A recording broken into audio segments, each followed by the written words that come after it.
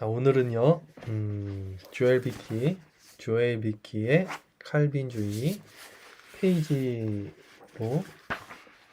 353페이지입니다. 353페이지고요. 오늘 주제가 성화를 위한 개인적인 훈련입니다. 오늘 함께 나눌 주제는 성화를 위한 개인적인 훈련입니다. 말씀을 한번 나누면서 같이 은혜를 나누도록 하겠습니다.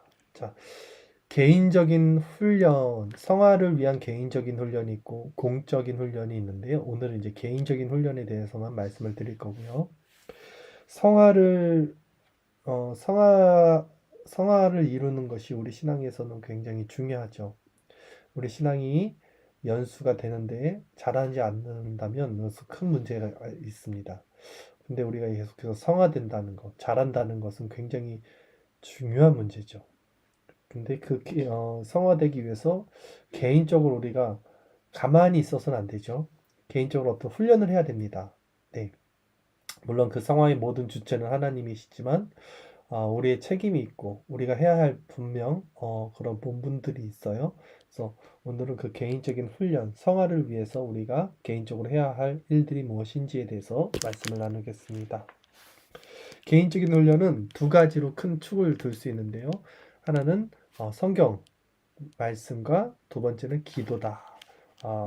은혜의 방편이 말씀과 기도인 것도 여러분 아시고 물론 이제 기도와 말씀이 성화에 있어서 꼭 필요하다는 말씀은 이미 알고 있는 말씀이지만 조금 더 세분화해서 이 말씀과 기도가 어떻게 우리 성화에 있어서 개인적인 훈련으로 우리가 수단을 사용할 수 있는지 말씀을 좀 나눌게요.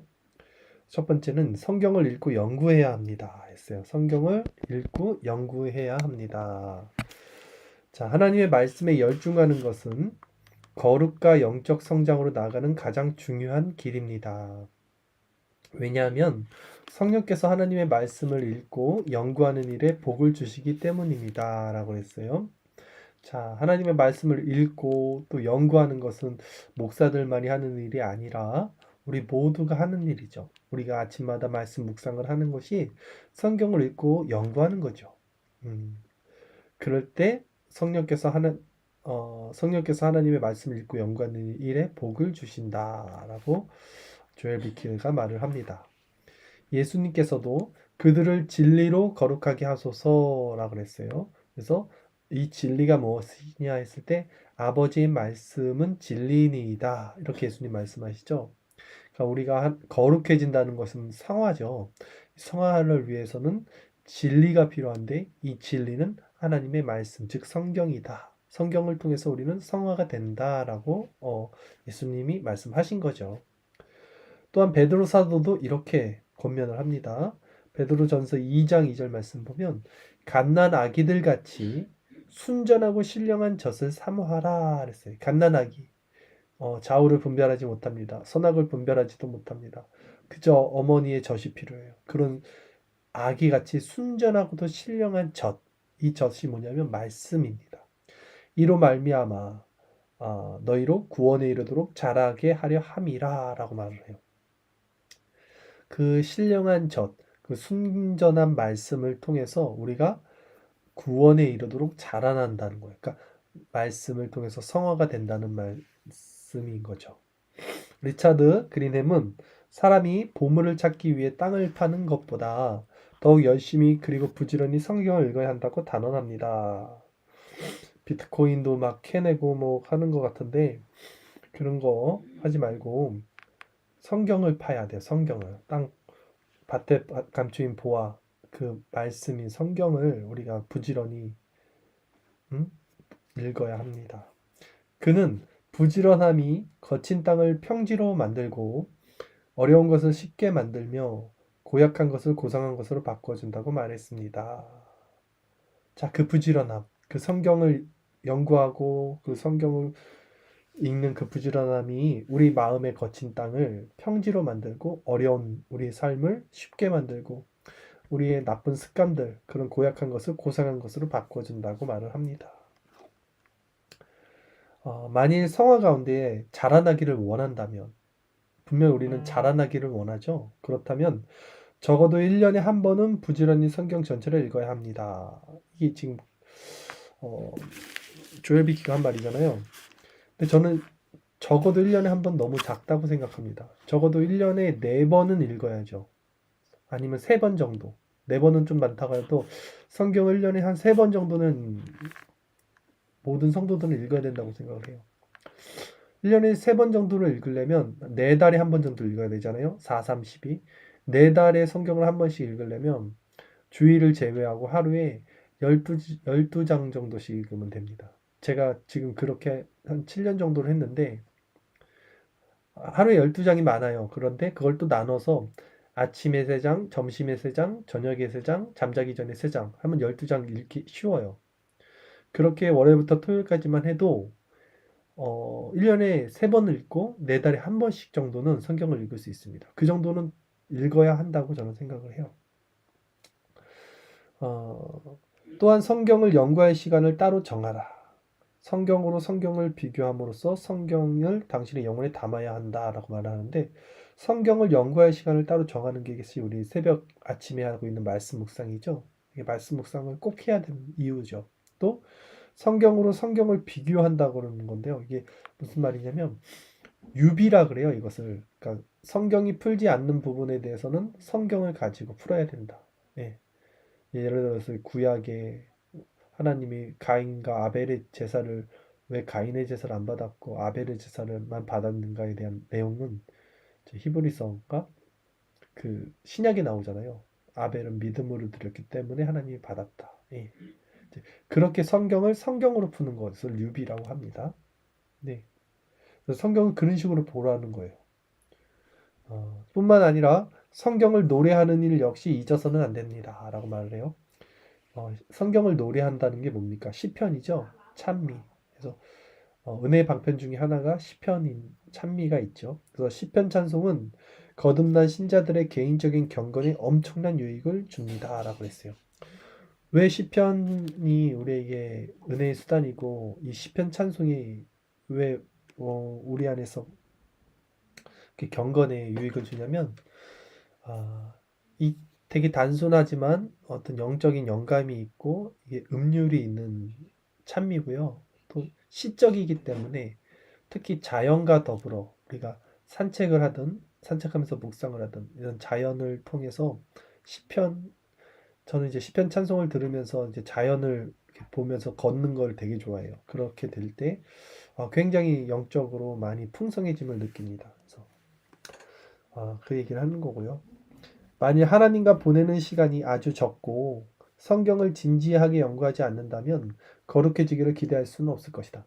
자, 이것이 모든 일반적인 자연인들의 문제입니다. 오늘날 현대인들의 문제가 뭐냐면 신앙생활을 이제 어떤 형식적으로 하다 보니까 교회 이제 예배 시간이나 예배 모임 때만 신앙생활하고 일반 생활에서는 신앙과 약간 거리를 두고 살죠. 그러다 보니까 거룩해질 수가 없어요. 성화될 수가 없습니다. 근데 우리가 정말 성화되기 원하고 되길 원한다면 하나님과 보내는 시간이 삶 속에서 많이 우리가 그것을 만들어야 된다는 거죠. 네. 만일 당신이 거룩의 길에서 떠나라는 유혹을 받는다면 성경을 통하여 거룩하지 못한 세상에서 어떻게 거룩한 삶을 살아갈 수 있는지를 배우라. 말 어렵게 썼는데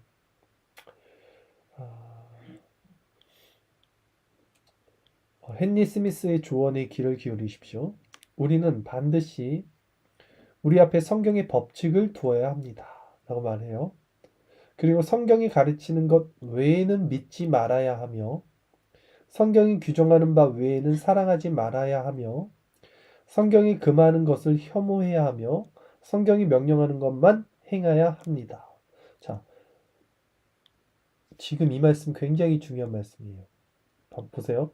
성경이 규정하는 바 외에는 사랑하지 말래요.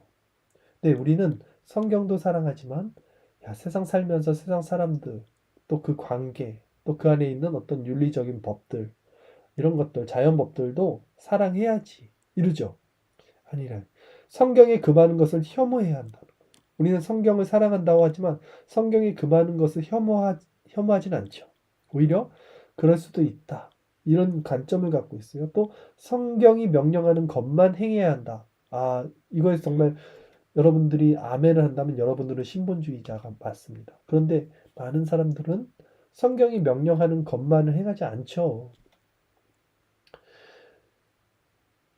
세상과 반대되는 원리예요. 성경을 따른다는 것은. 세상과 성경은 같이 갈 수 없습니다. 그러니까 여러분도 성경을 따라 성경이 나의 법칙이 돼서 살아가든 아니면 세상을 따라 세상이 나의 법칙이 돼서 살아가는 둘 중 하나가 되는 거예요. 우리가 성경을 법칙으로 따라 살아간다면 세상을 따르지 않을 것이고, 그러므로 우리는 세상 가운데서는 어떤 이질감을 느낄 것이고 또 어토리가 될 겁니다.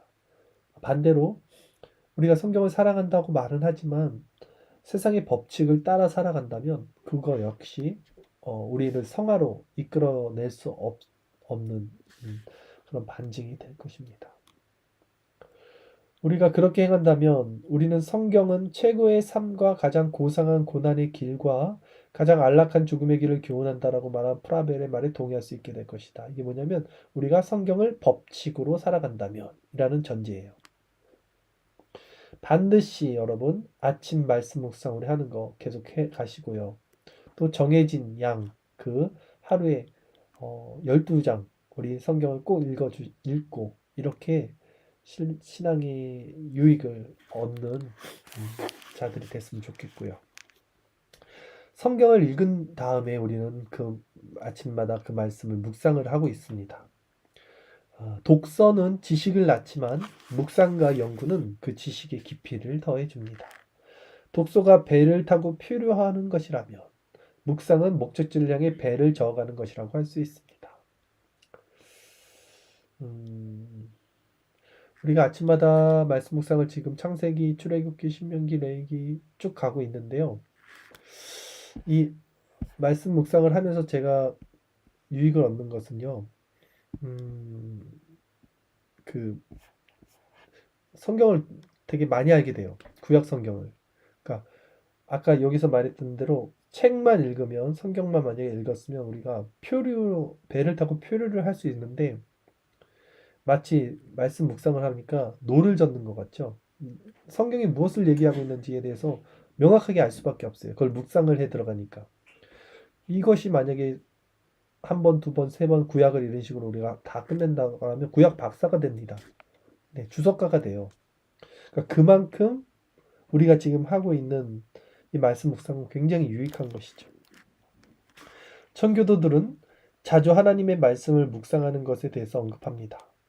토마스 후커는 묵상을 가리켜 진리를 추구하고 그것을 마음에 담아 두려는 지성의 진지한 의도라고 정의합니다. 후커를 비롯한 다른 청교도들은 성경을 묵상하는 방법을 다음과 같이 제시하는데요. 들어보세요. 청교도들의 묵상 방법입니다. 첫 번째, 당신의 지성을 사용하는 능력, 즉 믿음으로 말미암아 집중하여 묵상하게 하는 능력을 위해 기도하라. 두 번째, 성경을 읽고 한 구절이나 두 구절 또는 묵상할 하나의 교리를 선택하라. 세 번째, 묵상을 자극하고 믿음을 강화하며 다른 사람에게 복음을 증언하고 그들에게 조언하며 하나님이 인도하시는 수단이 되는 말씀들을 암송하라. 네 번째, 당신이 읽은 구절이나 주제에 대해 알고 있는 바를 묵상하고 성경과 양심과 자연을 음미하라. 성경과 양심과 자연을 음미하라. 제가 아까 말씀드린 시편 찬양을 들으면서 자연을 맞으면서 산책을 하면서 하나님 말씀 묵상하는 것, 이런 것들이 굉장히 신앙에 유익해요. 묵상하면서 당신 자신의 삶에 적용하라. 토마스 왓슨은 모든 말씀을 마치 자기 자신에게 하시는 말씀으로 받으라고 말합니다. 다섯 번째는 하나님을 영화롭게 하기 위한 사랑과 욕망과 소망과 열정과 기쁨을 촉발시키라. 여섯 번째는 의무와 거룩한 결심들을 자극하라. 일곱 번째, 기도와 감사와 시편 찬송으로 마치라. 이렇게 청교도들은 말씀 묵상을 세분화시켜서 그 방법론을 제시했고요.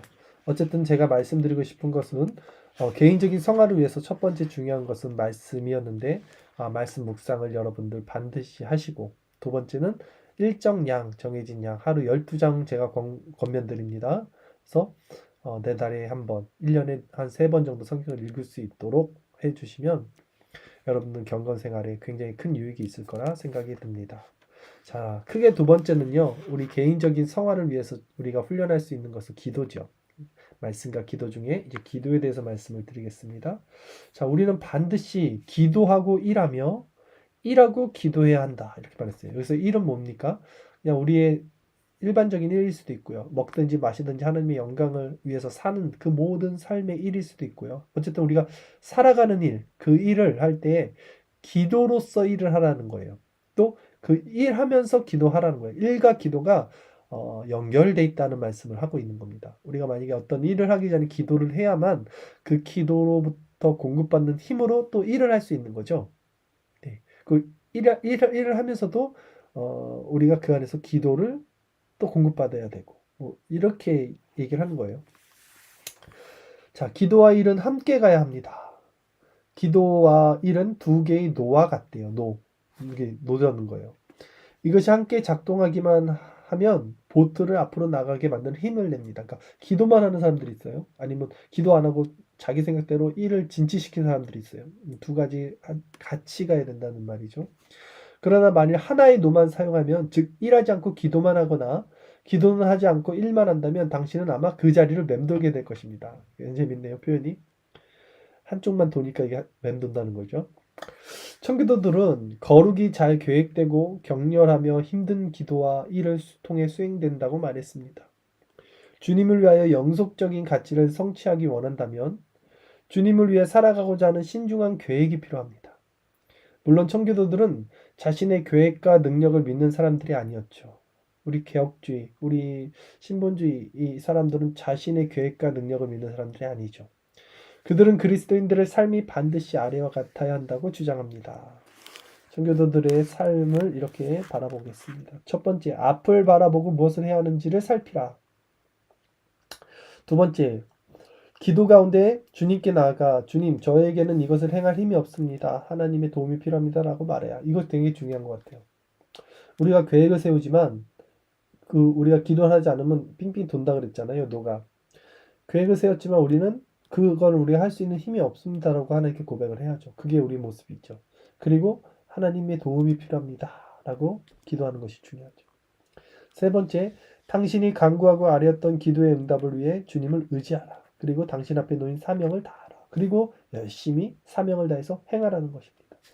네 번째, 그 사명을 다 마친 후에 여호와께서 주신 도움을 인하여 그분께 감사하라. 그래서 일이 잘 됐어요. 그러면 야, 내가 잘해서 된 거가 아니야. 하나님이 이루어주신 그에 감사를 해야 하는 거죠. 감사 기도를 드리라는 거죠. 다섯 번째, 그 과정에서 당신이 저지른 모든 실수와 제약을 용서해달라고 간구하라. 그리고 그 가업을 더욱 신실하게 성취할 수 있는 눈을 간구하라. 제가 하루에 4번 정도 예배를 드립니다. 아까 말씀드린 대로 아침, 점심, 저녁, 잠자기 전. 그러니까 예배라기보다는 개인 경건 시간을 갖는데 그때 성경도 읽지만 기도를 해요. 기도를 할 때 제가 항상 회개 기도를 합니다. 왜냐면 우리는 항상 죄를 짓고 살기 때문에 항상 회개 기도를 날마다 발을 씻듯이 해야 되는 거죠. 그래서 여기도 마찬가지로 당신이 저지른 모든 실수와 죄악을 용서해달라고 간구하라. 이렇게 기도를 마치는 것입니다. 청교도들이 매일 사용하는 이 성화의 방법은 자아 의존을 배제한 열심 있는 기도와 격렬한 노동이다. 자아 의존을 배제한, 그러니까 자기 중심적인 기도가 아니라는 말이에요. 모든 힘은 믿음을 통해서 나와야 합니다. 그렇게 할 때 우리의 성화는 은혜로 말미암아 신실한 수고와 열매 맺는 노력이 될 것입니다. 기도는 하나님과 교제를 유지시키는 주요 수단이기 때문에 거룩과 기도는 긴밀하게 연결되어 있습니다. 마이클 헤이크는 칼빈주의적 영성에 있어서 기도의 역할을 언급한 바 있습니다. 다만 마지못해 기도하는 타락의 자연적 경향에 맞서 싸울 수 있는 5가지 방법을 제시하는 것이 아주 중요하다고 믿습니다. 자, 좀 더 읽어드릴까요?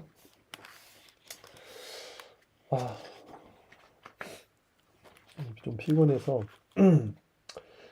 피곤할 때 어떻게 합니까? 기도하라는 거예요. 기도하면 힘을 공급받죠. 성도는 그래서 그 힘으로 일을 한다 그랬죠. 네. 그래서 예수님도 새벽 미명에 기도하시잖아요. 네. 기도를 함으로써 공급받는 힘이 있어요. 그러니까 우리는 기도를 해서 힘을 공급받아서 그 힘으로 공급받은 힘으로 이제 일을 합니다. 이렇게 기억하셔야 돼요. 자, 기도 방법 첫 번째. 먼저 기도를 최우선으로 두라. 최우선. 그래서 기도는 최우선입니다. 일하기 전엔 기도. 아침에 일어나서 제일 먼저 하는 거 기도. 기도는 당신이 해야 할 가장 중요하고도 첫째 되는 과업입니다. 존 버녀는 이렇게 충고합니다. 당신이 기도한 다음에는 기도보다 더 많은 일을 할 수 있습니다. 기도를 해야 더 많은 일을 할 수 있다는 거예요. 그러나 기도하기 전에는 그만큼의 일도 할 수 없습니다. 그러니 자주 기도하십시오. 기도는 영혼의 방패며 하나님을 향한 희생 제사며 사탄에게는 엄청난 재앙이 될 것입니다. 기도는 정말 유익하죠. 두 번째, 기도할 때는 단순히 당신의 시간이 아니라 당신 자신을 드려야 합니다. 네. 기도가 부분적으로 어떤 제한적으로 아니면 율법적으로 아니면 의식적으로 이렇게 드리는 게 아니라 내 자신, 전인을 하나님께 드리는 그런 수단인 거예요. 그런 시간인 거죠. 네. 내 전인의 고백, 하나님과의 인격적인 전인의 만남, 그게 기도라는 거예요. 기도는 당신의 삶이나 사역의 한 부분을 차지하는 부록이 아닙니다. 그것은 당신의 생명입니다. 기도는 생명이라는 거예요. 당신의 참된 영적 생명이요 사명입니다. 그러므로 기도는 당신의 영혼의 온도계라고 합니다. 영혼의 온도계. 세 번째, 기도할 공간을 확보하십시오. 청교도들은 실제로 세 가지 방식으로 이를 실천했습니다. 자, 기도의 장소, 공간을 확보하라고 합니다. 첫째, 그들은 실제로 기도의 골방에서 기도했어요. 그들은 아주 작은 방이나 공간에서 끊임없이 하나님을 만났습니다. 어느 날 토마스 스테퍼드, 청교도 신학자죠. 한 교구민을 자기가 건축하고자 하는 집의 설계 도면을 셰퍼드에게 보여주었는데 그 도면에는 기도하는 방이 없었대요. 그래서 셰퍼드는 기도실이 없는 집은 교회와 사회를 타락시킬 것이라고 한탄했다고 합니다. 둘째, 일상생활에서 기도 시간을 분명하게 규정해 놓아야 합니다. 청교도들은 매일 아침과 저녁에 이것을 실행했습니다. 자, 기도 시간을 정해 놓으십시오, 여러분. 아침, 점심, 저녁, 잠자기 전 이렇게 저도 그렇게 하는데 분명히 정해놓고 해야 돼요. 왜냐면 그거 안 정해놓으면 기도를 안 합니다. 성경에 봐도 기도 시간을 정해놓고 다니엘도 그렇게 기도했고요. 신약 시대 때도 예수님의 제자들도 그 기도 시간을 정해놓고 예루살렘 성에 가서 기도를 합니다. 기도의 시간을 정해놓고 그 시간에 기도를 하십시오.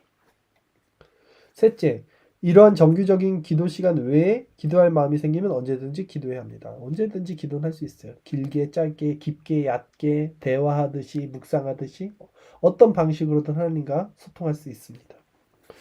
이런 과정이 기도하는 습관을 길러줄 것이며 이게 중요한 이유가 이거예요. 습관이 되는 거예요. 기도가 루틴화가 되고 습관화가 돼서 하나님과 인격적인 교제, 서로 이렇게 대화하는 듯한 이런 것이 습관화가 되면서 굉장히 신앙의 유익, 깊은 내공을 쌓게 됩니다, 여러분. 굉장히 중요한 얘기예요. 예. 이런 과정을 기도하는 습관을 길러줄 것이며 계속해서 쉬지 않고 매일 기도하게 만들어줄 것입니다. 그러니까 많은 사람들이 습관이 안 돼서 기도를 못하는 거예요. 습관이 안 돼서 말씀을 못 읽는 거예요.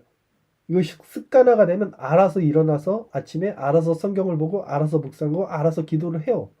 그 시간이 되면 그렇게 반응이 일어나요. 그리고 왜 그게 점점 유익하다는 것을 본인들이 알게 되기 때문에 더 그것을 추구하게 됩니다. 그리스도를 통하여 하나님과 대화하는 이 기도가 하나님께 영광을 돌리는 가장 효과적인 방법이며 모든 종류의 영적 질병들을 격퇴시키는 수단임을 결코 잊지 말아야 합니다. 그래서 우리도 금요 기도 집회 8시 반에서 9시 반에 끝나지만 끝나고 나서는 오프라인으로 계속 기도를 할 거예요. 여러분들이 원하시면 저는 철야도 좋습니다. 밤새 기도하는 거 우리 예전 신앙의 선조들처럼 정말 좋아요. 예, 원하신다면 언제든지 밤새서 기도할 준비가 되어 있습니다. 네 번째, 기도 시간에 하나님의 말씀을 사용하여 기도해야 합니다. 자, 기도 따로 말씀 따로가 아니라 말씀으로 기도하고 기도 가운데 말씀이 있어야 된다는 거예요. 기도하는 방법은 하나님의 말씀을 가져오는 것이라고 청교도들은 말합니다. 있어요. 첫째, 성경과 함께 기도하라. 하나님은 자신이 직접 하신 말씀에 대해 아주 관대하십니다. 하나님의 말씀을 붙잡고 그 안팎을 살피며 그 말씀들을 하나님께 가져와 하나님께서 하신 말씀대로 기도하는 것. 이거 언약적 기도죠. 네.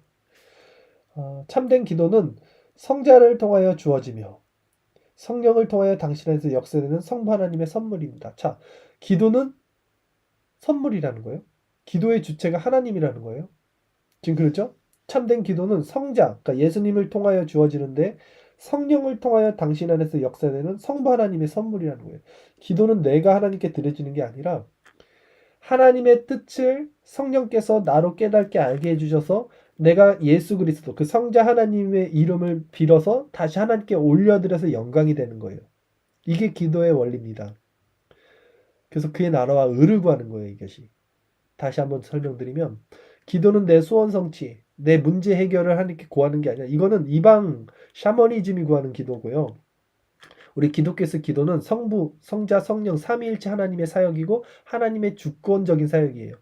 하나님의 뜻이 있습니다. 우리가 하나님의 뜻대로 구하는 것이 기도인데 그 하나님의 뜻을 성령께서 알려주셔요. 내 마음 가운데 성령께서 그 하나님의 뜻을 알려주시면 내 마음이 하나님과 합하죠. 하나님의 마음을 알게 되면 그거 얼마나 기쁘겠어요. 그때 내가 하나님께 올려드릴 수 있는 기도는 누굴 통해서 갑니까? 우리는 하나님께 갈 수가 없기 때문에 예수 그리스도의 이름을 통해서 그분을 통해서 하나님께 그 기도가 상달될 때 하나님이 영광 받으시고 영화롭게 되십니다. 그리고 하나님의 뜻대로 구하는 기도였기 때문에 그 기도는 100% 응답이 되는 거예요. 이게 기도의 원리라는 거예요. 성자와 성령께서는 그 기도를 거룩하게 하시어 성부 하나님께 받으실 만한 것으로 만들어 주신다. 이게 그거예요. 그러므로 기도는 삼위일체적인 황금사슬과도 같다. 우리 청교도들이 황금사슬 얘기하죠. 구원의 서정 가운데서도 황금사슬이 있듯이 부르심이 있는 자들은 반드시 그 성화와 영화와 구원으로 연결되듯이 기도도 마찬가지로 성부, 성자, 성령 하나님의 이 황금사슬 같은 역사다라는 것입니다. 그러므로 당신이 기도하면 성령으로 말미암아 성자를 통하여 성부로부터 오는 기도가 다시 성자와 성부 하나님께로 돌아가는 것이다. 말이 어려운데 아까 제가 말씀드린 게 이 내용이에요.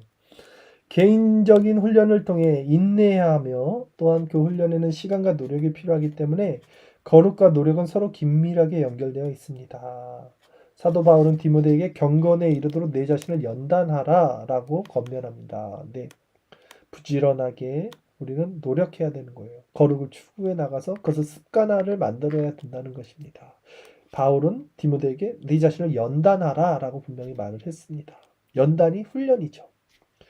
거룩은 적당히 얼버무리거나 순간적으로 이루어지는 것이 아니에요. 절대 순간적으로 이루어지지 않습니다. 이것은 계속적인 헌신과 근면과 실천과 회개를 요구합니다.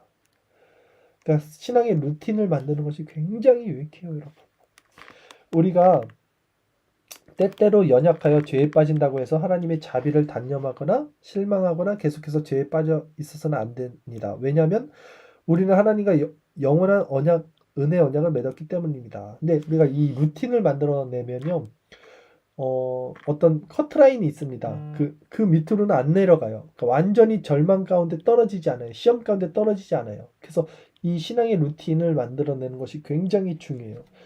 이 신앙의 루틴을 만들어낸 사람 중에 제가 본받았던 사람이 조나단 에드워드였어요. 그분의 결심문을 보면 굉장히 디테일하게 결심문을 쓰고 그것을 매일 체크를 하고 또 일주일 단위로 체크하고 또 한 달 단위로 체크를 했어요. 그러니까 벗어날 수가 없는 거예요. 죄에 빠질 수가 없었던 거예요. 그 조나단 에드워드는 그걸 항상 자기 점검을 했기 때문에. 그래서 저도 그때 힌트를 얻어갖고 제가 이제 12신조, 그러니까 저한테 맞는 12가지의 그 지침을 정했습니다. 그리고 그것을 지금까지 지켜나간 게 저도 한 7년 이상 된 것 같아요. 굉장히 오래된 것 같아요. 아까 말씀드린 아침, 점심, 저녁, 잠자기 전 이렇게 해갖고 말씀을 읽고 그 신조를 읽고 또 기도를 드리고 그래서 그것이 루틴화가 되고 나서는 어떤 그 기준선 아래로 완전히 넘어질 수가 없어요. 예. 그만큼 유익한 것입니다. 이 신앙의 루틴을 만든다는 것이. 그 나오네요. 조나단 에드워드처럼 우리도 반드시 결심해야 합니다. 조나단 에드워드는 그 결심문을 통해서 날마다 그걸 루틴화하고 생활하고 자기 점검을 했다는 거예요. 절대로 포기하거나 게을러서는 안 돼요. 게을러서는 안 됩니다. 비록 성공하지 못한다 할지라도 우리는 자신의 부패와 계속해서 싸워야 돼요. 우리가 거룩을 습관화하고 모든 모순을 제거하며 이번 한 번만 더, 한 번만 쉬자. 이 증후군에 빠지기를 거절하고서 하나님께 전적으로 헌신하는 것이 얼마나 중대한 일입니까, 여러분? 기억하십시오. 다음에 하겠다는 순종은 불순종입니다. 내일의 거룩은 오늘의 불결함만을 낳을 뿐입니다. 내일부터 잘해야지. 내일부터 살 빼야지. 이 소리 많이 하죠. 그건 오늘의 불결함만을 낳을 뿐. 내일부터 잘할 거니까 오늘은 막 살 거야. 이 얘기거든요. 오늘 불결해지는 거예요. 오늘 하나님과 멀어지는 거예요. 왜? 내일부터는 잘할 거니까. 이게 굉장히 안 좋은 거죠. 내일의 신앙은 오늘의 불신앙일 뿐입니다. 절대로 죄를 짓지 않도록 하십시오. 내일부터 잘할 거야 라고 하더라도 오늘 죄 짓지 마세요. 그리고 모든 생각을 사로잡아 그리스도께 복종할 수 있는 능력을 달라고 간구하십시오. 오늘 기도하십시오. 왜냐하면 성경은 우리의 생각이 살아서 궁극적으로 우리의 성품과 인격을 결정한다고 말씀하고 있기 때문입니다.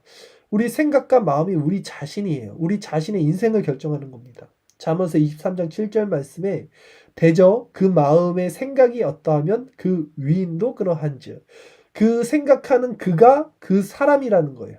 내일부터 잘해야지 말하는 그의 그 오늘이 그 사람의 현실이라는 거예요. 내일은 우리의 것이 아닙니다. 생각과 마음이 가장 중요해요. 이 생각과 마음을 지키려면 여러분 제가 지금 말씀드렸던 그 신앙의 루틴을 만드셔야 돼요. 분명히. 자, 마지막 네 번째 우리 경건, 우리 신앙의 성숙, 성화를 위해서 개인적인 훈련을 지금 쭉 살펴봤는데요. 이 마지막 네 번째는 저도 잘 하지 못하는 건데 일기 쓰는 습관을 가지라고 합니다. 조엘 미키가. 일기로 기록하고 복원하는 것은 거룩을 개발하는 많은 신자들에게 큰 유익을 끼친 은혜의 방편입니다. 일기를 쓰면서 우리는 하나님과 우리 자신을 향한 생각을 표현하게 됩니다. 일기를 쓰지 않는다면 이것들은 다 사라지고 말 것입니다. 따라서 일기 쓰는 습관은 우리로 하여금 묵상하고 기도하며 주님의 신실하심을 기억하고 우리 자신을 이해하고 반성하고 평가하게 하며 우리의 목적과 우선순위를 점검하고 다른 영적 훈련들을 유지하도록 도와줍니다. 저도 가끔 쓰고 매일매일은 못 쓰는데 이 일기 쓰는 것도 굉장히 유익하다고 저도 생각을 합니다. 왜냐하면 자신을 점검하는 수단이 되기 때문이죠. 자, 오늘 성화를 위한 개인적인 훈련에 대해서 살펴봤습니다. 크게는 말씀과 기도가 있었고요. 그리고 그 중심에는 신앙의 루틴, 어떤 신앙의 결심, 부지런하고 게으르지 않고 이런 훈련들을 습관화시키는 것이 중요하다. 이렇게 말씀을 드릴 수 있겠습니다. 여러분 오늘 말씀을 큰 도전을 받으시고 바로 시작하십시오. 오늘 이 시간부터 우리 회개하고 기도하고 이 신앙의 습관화, 루틴화를 만들기 위해서 함께 노력하는 저와 여러분 됐으면 좋겠습니다.